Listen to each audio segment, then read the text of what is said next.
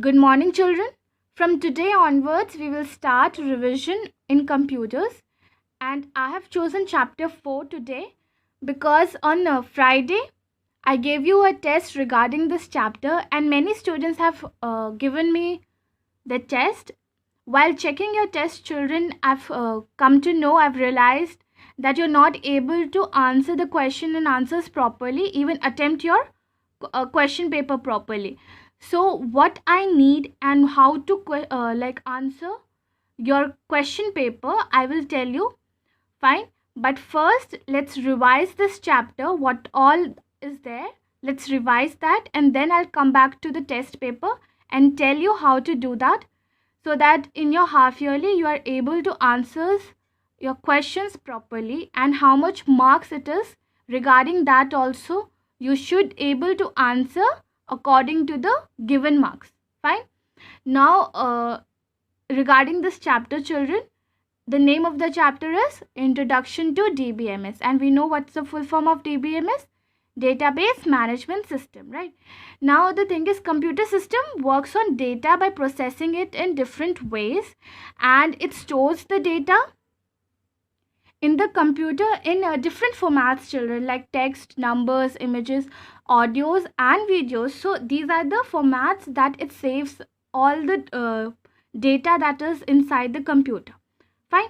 Now data processing, we study, children, that what is data processing and how it works, children. The very first thing was we need to collect the raw material, and that is known as collection of data. So data processing first step is collection of data.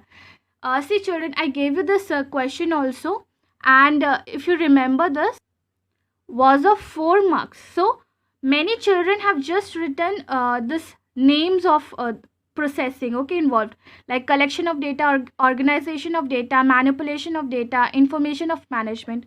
Fine, you know all these process, but the thing is, the question was of 4 marks, so you had to write at least 1 or 2 lines regarding collection of data.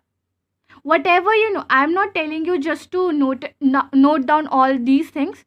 What is collection of data? To collect all the raw data from outside, or the user inputs it in the form of what? Surveys, questionnaires, right? Scanning. You can give example like this in your own words, you can give. So now data processing first step is collection of data, and how that computer does, how computer collects data with the help of user only inputs data, right? We are the users, we actually input the data in the form of what? Like scanning images, right? Copying a file. So these are the things that we do to collect the data. Now organization of data, this is the task of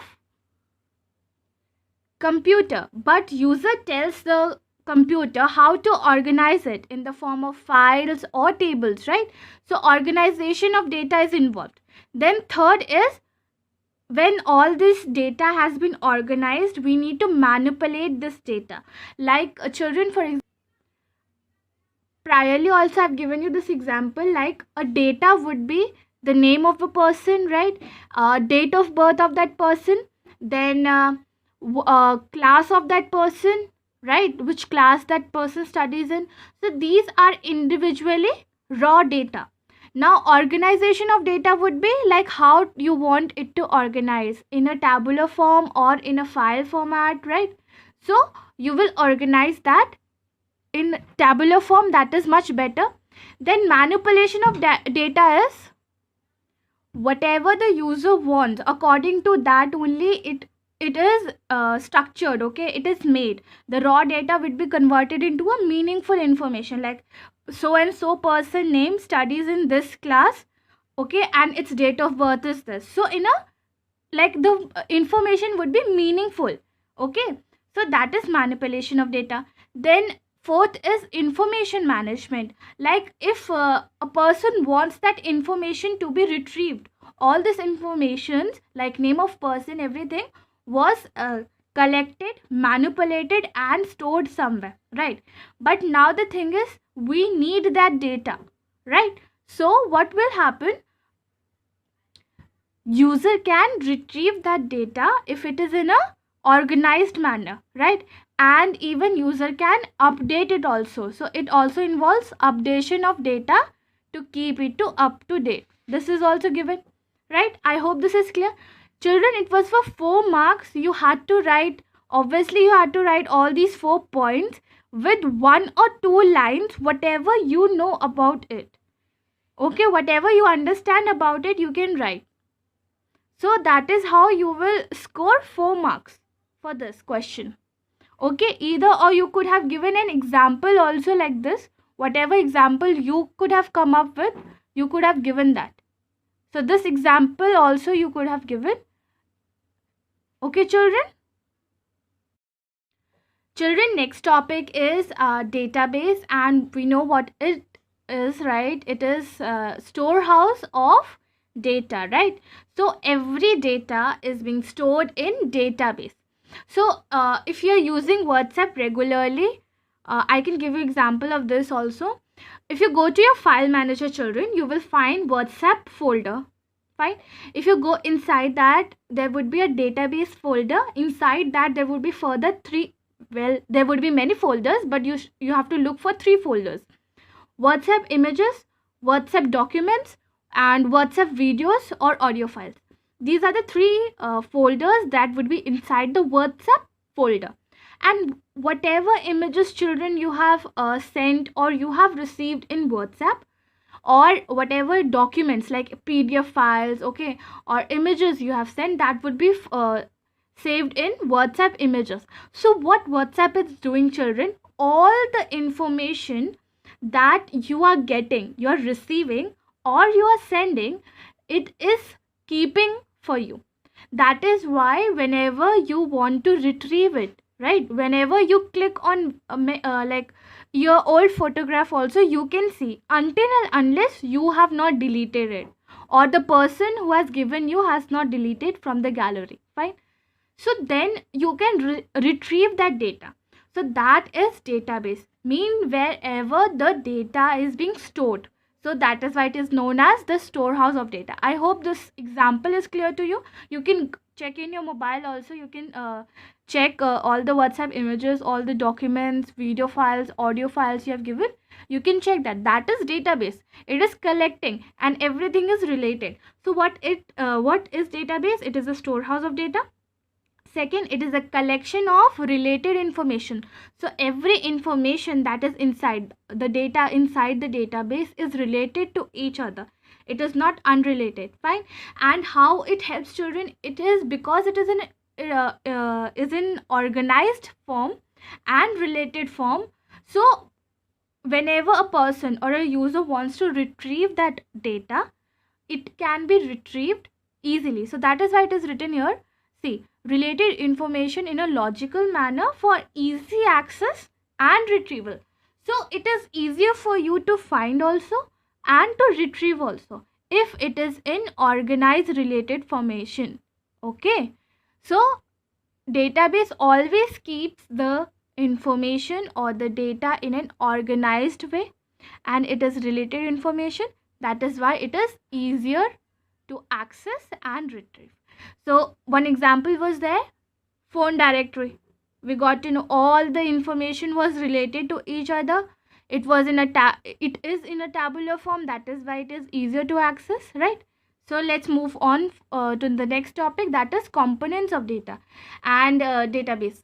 Sorry. So database are typically organized into tables. That is why it is easier, because it is in an organized manner, right? And tables are combination of rows and columns, right? So here we came to know that in database, rows are known as records and columns are known as fields, right? Then we read that all the fields are just one type of data. Like name is a field, and it will have only one type of data, that is name, right? Only names it will be having. Then address is a field, but only address, in this field only you will find the address, right? So one kind of data. Similarly, for phone number, one kind of data, that is phone number you will find, and for birth date, only date of birth you will find for the person, right? But In record, children, what will happen? This record will be the combination of all these fields. So record would be just record of one person, okay, with name, address, phone number or date of birth. So record is for one person, field is for one kind of data. So remember that difference, okay? Children, next topic is DBMS, and we know what it is, right? It is database management system, a system that manages database. And what was database, children? We studied that it is a storehouse of data. So a system that manages all the data that has been stored in database is known as DBMS. Okay, and how it works, children? It controls organization, storage, retrieval, security and integrity of data in a database. So how it works, children? First, it organizes the data, because we know database always organizes the data, right, in a structured manner. Then obviously if it is organized properly, it will be storage would be proper, it would be stored in a particular order, right? Then you are able to retrieve that data and access that data. User can easily access the data. Like for example, children, in your class there are 40 students, fine, and everyone has a name, all the letters of English, like all the from A to Z, all the letters are involved, children, right? See, if you don't keep that information in an organized manner, like you are not keeping the information of children in alphabetically order, and if some person comes and asks you for the information of a person named with R, okay, so the thing is, how will you search if it is not in an alphabetically order? It will take so much of time, right? And it won't be easy to access the data. So obviously you need to keep the information in an organized manner so that it is easier to retrieve and easily accessible. So that is why DBMS is always always keeps the data in organized manner. Okay, now security of this database management system is also very good. We have studied all the points of DBMS. We will come down to that and study that in detail. Even this integrity part also we will study there. Fine. Another thing is third line, it allows you to group the data into one or more distinct tables that can be related to one another. So the thing is, it allows us, we users, to make a very vast table into smaller tables, and we can relate it to one another. Means a very big table can be cut short into small tables, many tables, but they can be interlinked to each other so that it is easier to access it. I gave you an example that day also, children, which is not the only example, but I'm repeating it, children, because it would be easier for you to understand. You are students, right? So class teacher will keep the student record of your name, okay, date of birth, then your marks. A teacher will keep, then office people will keep the fees record, right? Then if you're in like you are about to go to 9th class, so obviously you'll get registration for 10th class both, right? So the CBSE coordinator also will keep all the records of your information, like your name, your parents name, your Aadhaar card number, all these information that would be needed for your registration, right? So these are small tables but can be related to each other with two very unique things. First unique thing would be the admission number of the child. It is the basic unique thing, right? Then second would be the names. Okay, it might not be unique because there would be many people who share a same name, right? But it would be very rare to share a proper like first name and the last name, right? So that would be a second unique thing. So these are the things which can be related in the table. So this is how DBMS helps you to like cut short a big table into small tables that can be related to each other. Fine. Now next, I gave you an example what was computerized library system, all these things, right? Let's go to features of DBMS. So children, features of database, we studied how it ensures that it reduces the data redundancy by storing it in central location, right? And what is redundancy? It means duplicacy of data. So it doesn't allows user to copy the same kind of data in different places, and it saves the data in central location, so no duplicacy of data. Second, enhances data sharing, because the data is being like stored in a central location, so many people can see that data. And I gave you this example also, like reservation of tickets, right?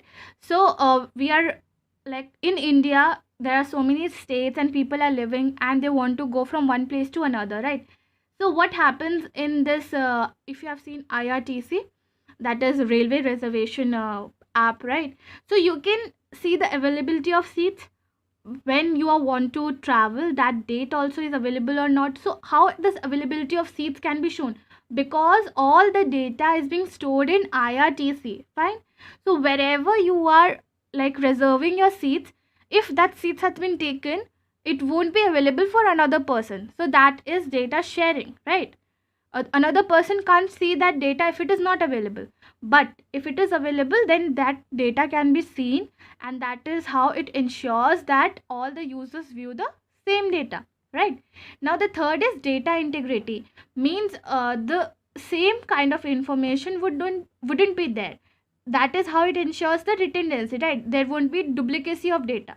So DBMS prevents, like if a user, like one or more user are trying to change the data at the same same data, it won't allow that person to do that. Okay, because children, like if same data is there and two users are using it and they are making like different kind of data, then obviously the information would not be proper or accurate.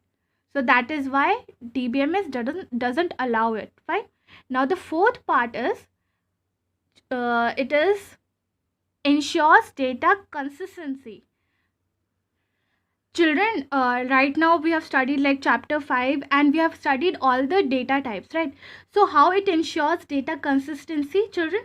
See, the DBMS won't allow user to enter another kind of data type, like in the name field, the data type is text. Okay, so person won't be able to write numbers in the name field. Fine. How? Because the database has ensured that only data type it will accept is text, right? Similarly, for date of birth, only number will be accepted, not the like June or right like this alphabets kind of thing, right? So it won't accept, like it would accept a number 8, not EIGHT, right? This it won't accept. So this is how it ensures that data consistency, mean every users or viewers can interpret the same kind of data. Fine. Now fifth one is data security. Now children, all the data has been organized and all the things has been done. Now the thing is, you need to secure that data, and that is also given by DBMS. How it does, bache? It ensures that only the authentic users can access that data, mean no other person who is not valid to see that data won't be able to see it. So it prevents theft, and the privacy of data is maintained. So these are the features of DBMS. Okay children, and this is very important, so please study this. Now children, RDBMS, we have already discussed this when we were studying DBMS, right?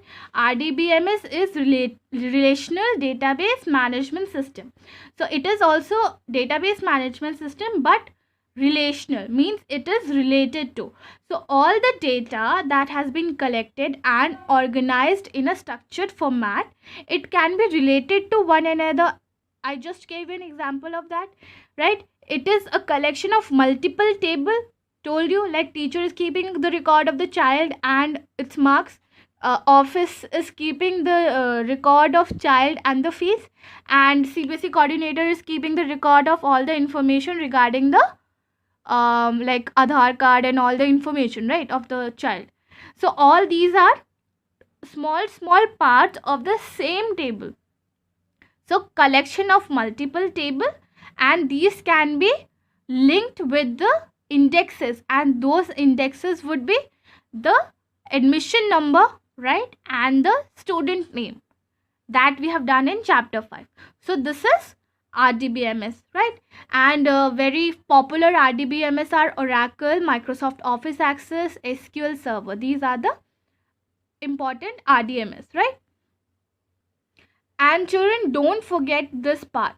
An important feature of relational database system is that a single database can be spread across several tables. I told you already, a big database can be cut short into small database. Okay, so this is relational database. I hope this is clear, children. Now coming back to your test part, let's go to the your question paper that I gave you. So children, this was your question paper. You were all able to do the fill-ups. Okay, question number 2. Explain the difference between data security and data integrity. Question was for how many marks? 3 marks. So children, if the question is for 3 marks, what you need to do, you have to at least write 3 points to it, right? It is not good like you will only write one thing, 1 point of this each. No, you have to write all the 3 points, and because it is asking for difference, you have to put this in tabular form. Fine. Now the last question, children. Question number 3rd. Name the various stages involved in data processing. And I also wrote this, explain them. What does explain them means? Whatever you understand by those stages involved in processing, you had to write at least 1 or 2 points. And I told you how to do that, right? Here I told you, explained you that whatever data processing was there, you had to write the name and you had to write 1 or 2 more lines about it. Okay, children?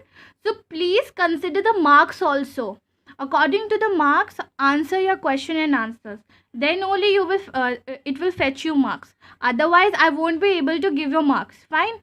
Now, regarding this chapter, if you have any problem, just message me, okay?